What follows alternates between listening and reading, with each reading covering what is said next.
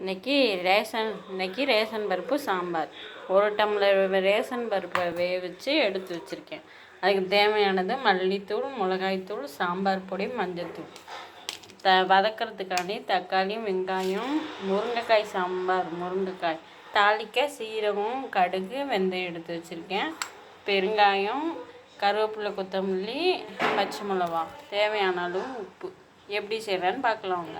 இப்போ ஒரு கடாய் வச்சுருக்கோம். அதில் கொஞ்சோண்டு எண்ணெய் ஊற்றிக்கணும். எண்ணெய் காஞ்சதுக்கப்புறம் இந்த தாளிக்க வச்சுருக்கோம்ல சீரகம், கடுகு, இதை போட்டு தாளிக்கணும்.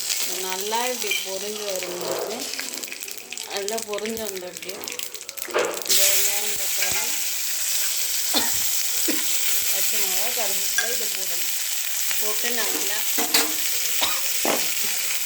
கொஞ்சம் உப்பு போட்டு வதக்கணும். நல்லா கிண்டி விட்டு கொஞ்சம் வதங்கணும். இப்போ பாருங்கள், நல்லா வதங்கிடுச்சு. இதில் நம்ம வேக வச்சுருக்க பருப்பை ஊற்றணும்.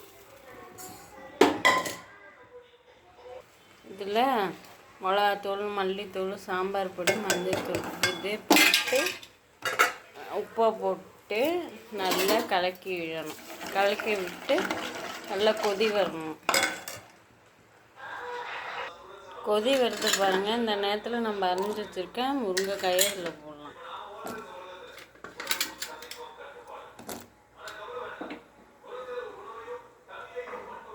முருங்கைக்காய் போட்டு காய் நல்லா வேகட்டும்.